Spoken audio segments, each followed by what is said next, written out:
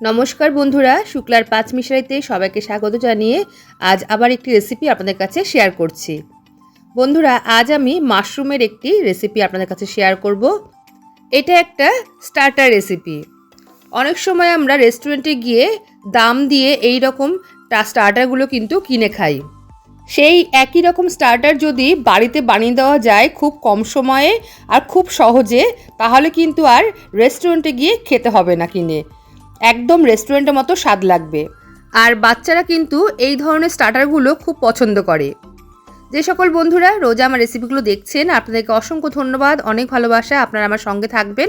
তাহলে চলুন আমি রেসিপিটা শুরু করি। বন্ধুরা, আমি এখানে 400 গ্রাম মাশরুম নিয়েছি, বাটন মাশরুম।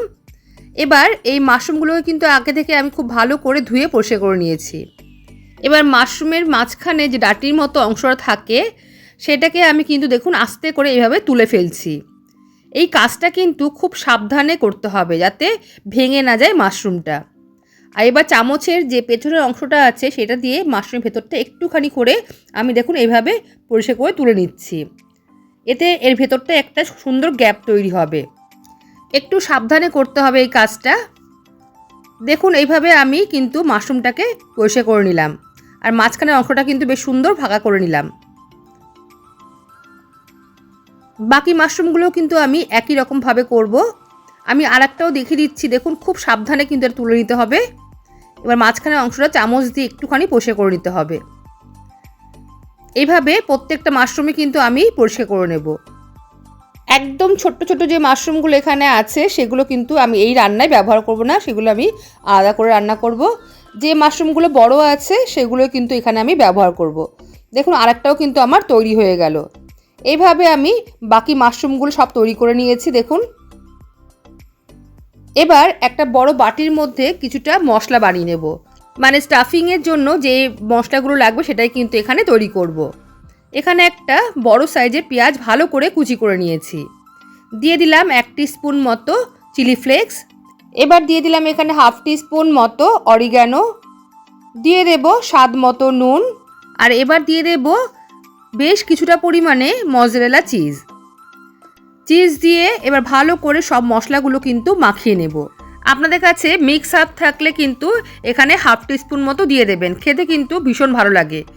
যেহেতু এই মুহূর্তে আমার কাছে ছিল না সেই জন্য কিন্তু আমি এখানে ব্যবহার করতে পারিনি। এবার সব উপকরণগুলো ভালো করে চামচ দিয়ে মাখিয়ে নেব। এরপর যে মাশরুমগুলো আমি রেডি করে রেখেছি দেখুন, ঠিক এইভাবে চামচ দিয়ে অল্প অল্প করে উপকরণগুলো নেব, নিয়ে এই মাশরুমের ভেতরে আস্তে আস্তে করে চেপে বসিয়ে দেব। চামচ দিয়ে কিন্তু আস্তে আস্তে করে চেপে দিতে হবে। এই কাজগুলো কিন্তু একটু ধৈর্য ধরে আস্তে আস্তে করে করতে হবে। দেখুন একটা তৈরি হয়ে গেছে, আমি আরেকটাও আপনাদেরকে তৈরি করে দেখাচ্ছি।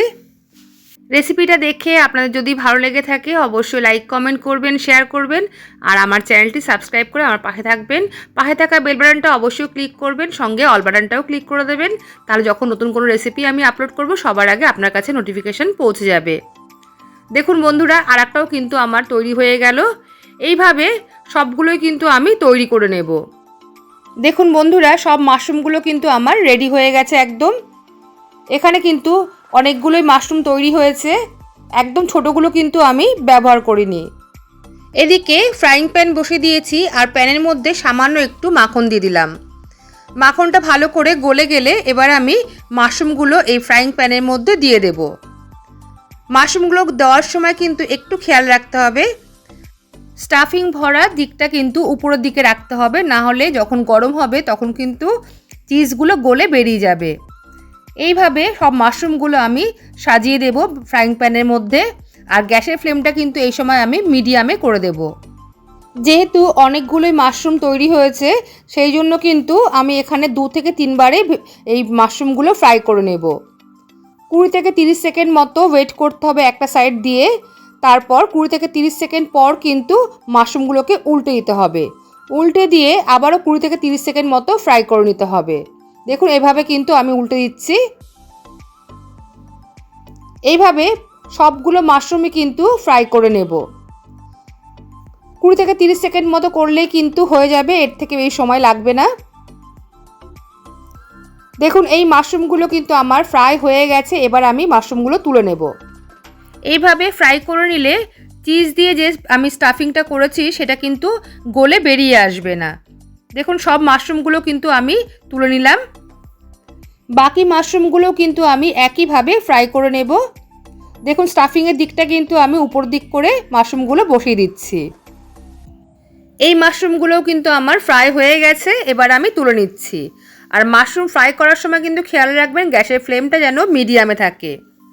এবার ফ্রাইং প্যানের মধ্যে আবারও একটুখানি আমি দিয়ে দিলাম মাখন। মাখনটা গলে গেলে আমি এখানে দিয়ে দিলাম বেশ কিছুটা পরিমাণে রসুন কুচি। প্রায় 14 থেকে 15 কোয়া রসুন ভালো করে কুচি করে নিয়েছি, সেটাই কিন্তু এখানে আমি ব্যবহার করেছি। 2 মিনিট মতো একটু নাড়াচাড়া করে নেওয়ার পর আমি এর মধ্যে দিয়ে দেব 2 চামচ মতো সেজওয়ান চাটনি। আমি এখানে 2 চামচ মতো চাটনি ব্যবহার করেছি। সেজওয়ান চাটনি দেওয়ার পর আমি কয়েক সেকেন্ড একটু প্রথমে নাড়িয়ে নিয়েছি। কয়েক সেকেন্ড নাড়িয়ে নেওয়ার পর আমি এর মধ্যে দিয়ে দেব হাফ কাপের মতো একটু জল। খুব বেশি জলের কিন্তু এখানে প্রয়োজন নেই। জল দিয়ে ভালো করে আবারও আমি নাড়িয়ে দেব। যখন একটু ফুটে উঠবে ঝোলটা তখন কিন্তু আমি এর মধ্যে দিয়ে দেব মাশরুমগুলো। মাশরুমগুলো সব এক এক করে আমি এভাবে আবারও বসিয়ে দেব। এই সময় কিন্তু গ্যাসের ফ্লেমটা একদম হাই করে রাখতে হবে। হাই ফ্লেমে এবার 1 থেকে 2 মিনিট মতো রান্নাটা করে নিতে হবে। সব মাশরুমগুলো দেওয়া হয়ে গেলে আমি উপর থেকে দিয়ে দেব 3টে চির করা কাঁচা লঙ্কা। লঙ্কাটা দেওয়ার ভিডিওটা আমার একটু স্কিপ হয়ে গেছে। তো এবার আমি দেখুন এভাবে হালকাভাবে টস করে নিচ্ছি। এভাবে নাড়িয়ে নিয়ে এবার আমি কিন্তু গ্যাসের ফ্লেমটা অফ করে দেব। কাঁচা লঙ্কাটা কিন্তু এখানে অপশনাল। আর যদি আপনারা এটা শুধুমাত্র বাচ্চাদের জন্য বানান তাহলে কিন্তু বলবো চিলি ফ্লেক্সের পরিমাণটাও কিন্তু একদম কমিয়ে দেবেন। দেখুন বন্ধুরা তৈরি হয়ে গেছে ভীষণ সুস্বাদু একটা স্টার্টার চিজ স্টাফ মাশরুম। খেতে কিন্তু দুর্দান্ত স্বাদ হয়। এটা আপনারা নিজেরা না বানিয়ে খেলে কিন্তু বুঝতে পারবেন না। দেখতে যতটা সুন্দর হয়েছে খেতেও কিন্তু তার থেকে বেশি ভালো হয়। তাহলে বন্ধুরা আজকের এই রেসিপি আপনাদের কাছে কেমন লাগলো অবশ্যই কিন্তু জানাবেন লাইক কমেন্টের মাধ্যমে। তাহলে আজ এই পর্যন্তই, আসবো আবার অন্য কোনো রেসিপি নিয়ে। সবাই ভালো থাকবেন, সুস্থ থাকবেন। সবাইকে আজকের মতো টাটা।